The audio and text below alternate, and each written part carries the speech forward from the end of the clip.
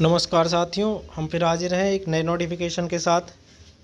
तो भाइयों, डीएसएसबी की पोस्ट जो है पीजीटी टीचर के लिए फॉर्म आ चुका है और आप सभी जो तैयारी में लगे हुए हैं उनके लिए बड़ी खुशखबरी है। और हर पोस्ट वाइज देखो कितनी वैकेंसी है और क्या फ़ीस रहने वाली है, इसकी सिलेक्शन क्राइटेरिया क्या है, क्या इसका जो एग्ज़ाम पैटर्न है उसको समझेंगे। ठीक है, कितनी पोस्ट हैं, कब से कब तक इस फॉर्म को फिल कर सकते हैं। तो इन सभी जानकारी के लिए हमारी वीडियो में लास्ट तक बने रहिए। ठीक है, हमारा अगर आपको अपडेट अच्छा लगता है, नोटिफिकेशन आते हैं, हम आपको अपडेट करते रहते हैं, तो हमारे चैनल को सब्सक्राइब करें। और चलिए दोस्तों, आगे चलते हैं वीडियो में। Government of NCT of Delhi subordinate service selection board DSSB. ठीक है, तो वैकेंसी नोटिस जो है वो किसके लिए है? आपके पोस्ट ग्रेजुएट टीचर के लिए है। ठीक है, पीजीटी ऑनलाइन जो एप्लीकेशन की ओपनिंग डेट जो है वो आपकी 16/1/2025 से 14/2/2025 तक है। ठीक है, तो जो ऑनलाइन एप्लीकेशन डेट आपकी है ओपनिंग की वो 16 से 14 तक चलने वाली है। नेक्स्ट मंथ की लगभग आपको 1 महीना मिलता है फॉर्म को फिल करने के लिए। तो दोस्तों, आपके पास एक सुनहरा अवसर है कि आप इनको फिल करें। ठीक है, अगर आप इसके एलिजिबल हैं तो इसमें जो पोस्ट ग्रेजुएट टीचर के लिए वैकेंसी निकली हुई है वो उसमें नेम ऑफ द पोस्ट देखो, पीजीटी हिंदी मेल फीमेल। ठीक है, और math male female, physics, chemistry, biology, economics, commerce, PGT history, geography, political science, sociology.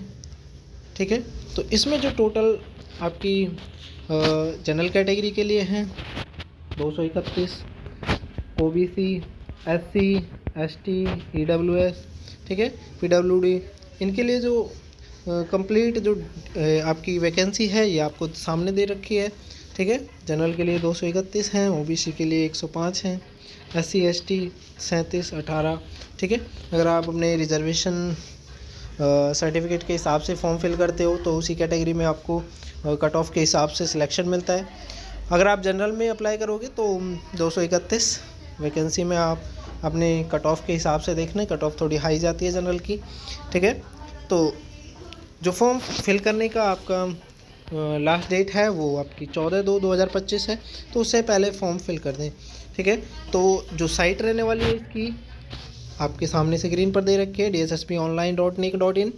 ठीक है, इंपॉर्टेंट नोटिस ये पढ़ना चाहिए आपको। Online application will be accepted, offline form नहीं है ये। Application received by post by hand mail ETC not accepted, इनको एक्सेप्ट नहीं किया जाएगा। जो ऑनलाइन एप्लीकेशन फिल करेंगे उनको ही एक्सेप्ट किया जाएगा, साफ साफ लिखा हुआ है।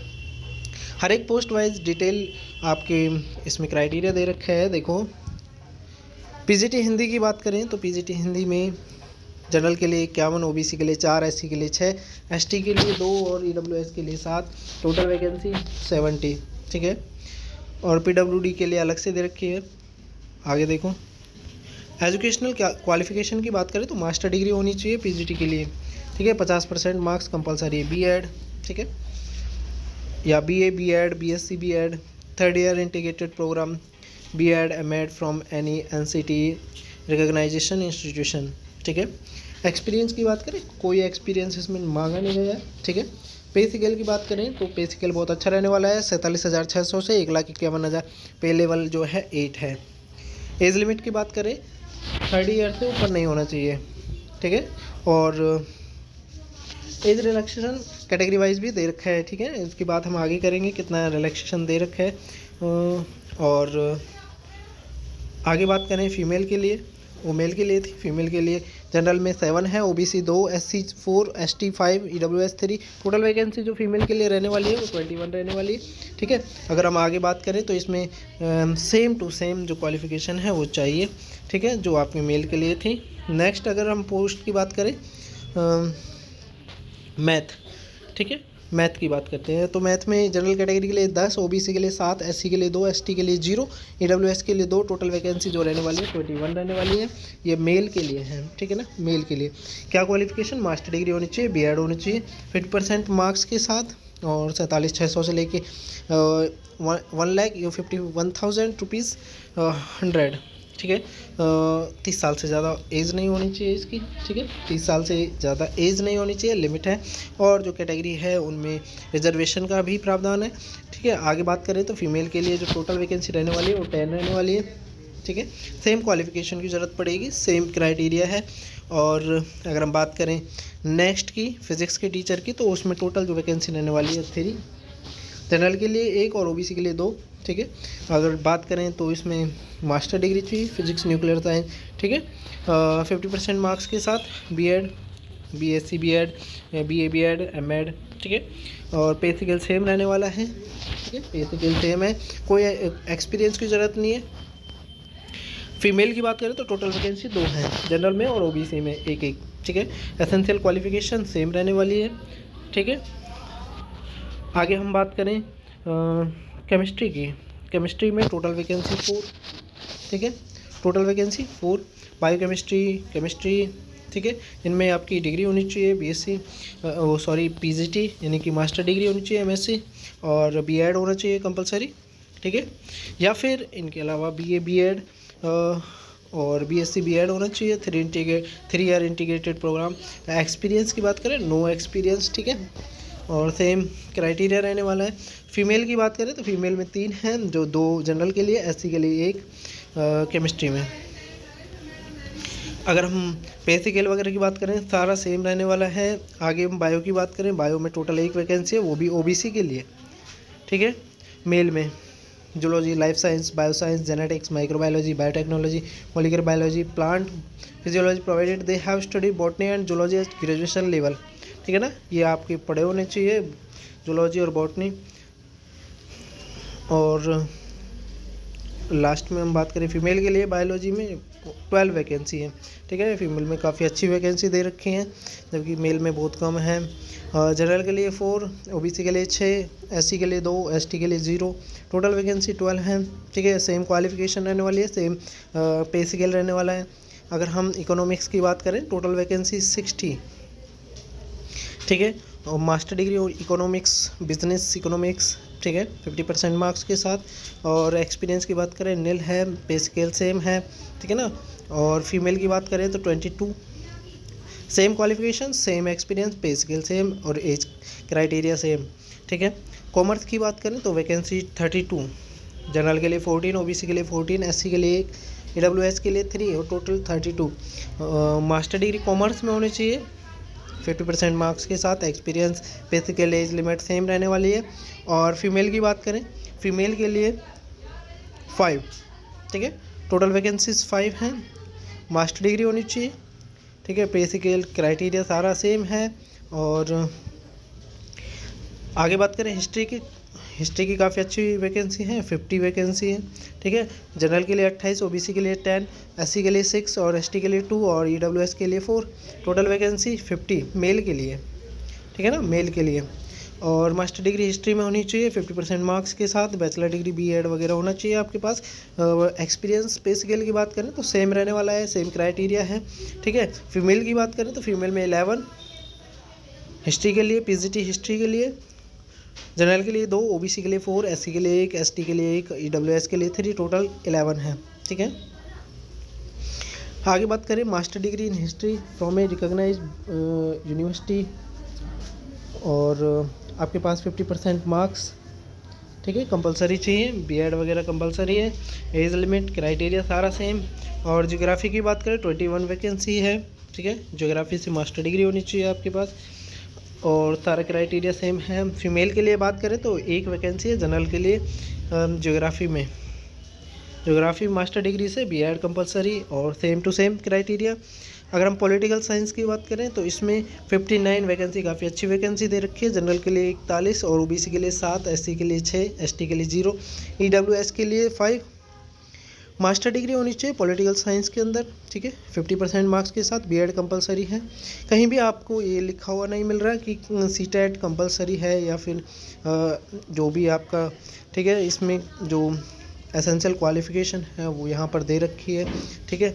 अगर हम आगे बात करें, कुछ कैटेगरी में आपके blind, low vision, deaf, hard of hearing, ठीक है ना, ये कुछ कैटेगरी दे रखे हैं, इनकी शॉर्ट फॉर्म दे रखे हैं, ठीक है ना।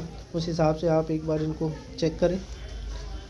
और एलिजिबिलिटी क्राइटेरिया की बात करें तो सिटीजन होना चाहिए इंडिया का, ठीक है, एजुकेशनल क्वालिफिकेशन, एज, एक्सपीरियंस, ये सारी चीज़ें कंपलसरी हैं। हाउ टू अप्लाई, अगर आपको अप्लाई करना है तो डीएसएसबी की ऑनलाइन साइट पर जाना है, ठीक है ना।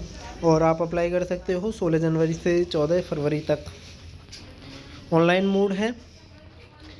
और आगे अगर हम बात करें, once online application form is submitted, no request for change, correction, modification will be entertained or allow any circumstances. किसी भी कंडीशन में आपका जो ऑनलाइन एप्लीकेशन सबमिट हो गया है उसमें कोई भी करेक्शन नहीं कर सकते। अगर हम एप्लीकेशन फ़ीस की बात करें, मोड ऑफ पेमेंट की 100 रुपीज़ है। Women's candidates and candidate belong to SC, ST, PWX serviceman are exempted from paying application fees. इनके लिए कोई फ़ीस नहीं है, SC, ST जो आरक्षण में आते हैं। एग्जामिनेशन स्कीम की बात करें तो tyre first for the post of PGT, ठीक है।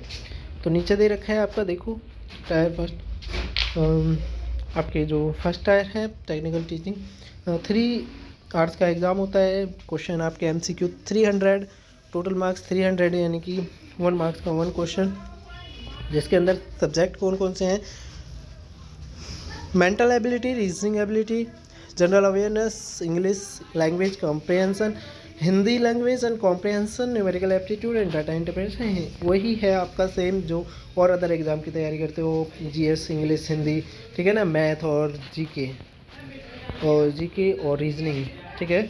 अगर हम सेक्शन 2 की बात करें तो MCQ pertaining to post graduate qualification and teaching method for the post, यानी कि जो आपका जिस पोस्ट के लिए आपने अप्लाई करा है, ठीक है ना, उसकी क्वालिफिकेशन, टीचिंग मेथड, मैथडोलॉजी, उससे रिलेटेड आपके 200 क्वेश्चन आएंगे, ठीक है ना, और 200 मार्क्स के।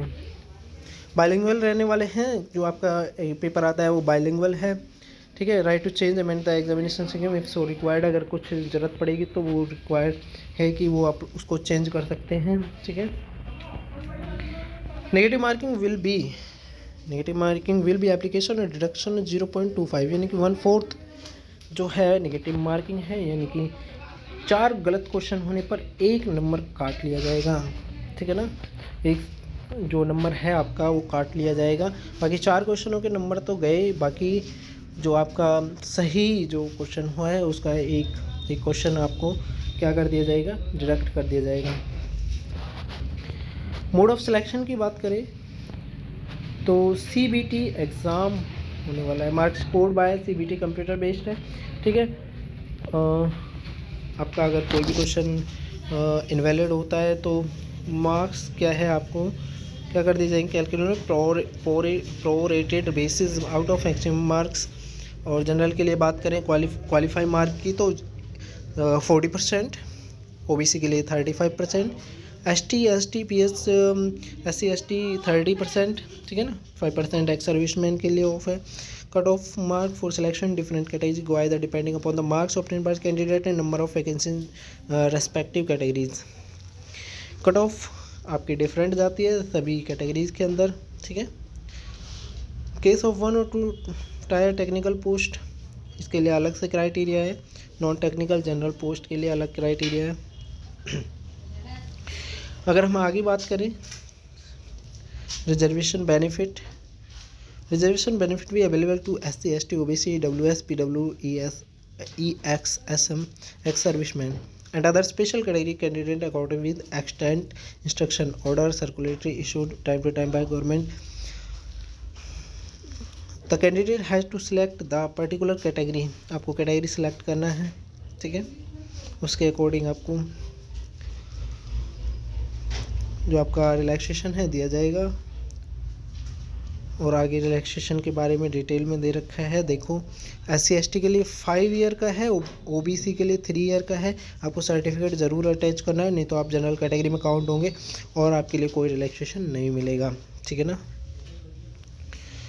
अगर हम आगे देखें जनरल इंस्ट्रक्शंस, ये आप एक बार रीड कर लेना, ठीक है ना।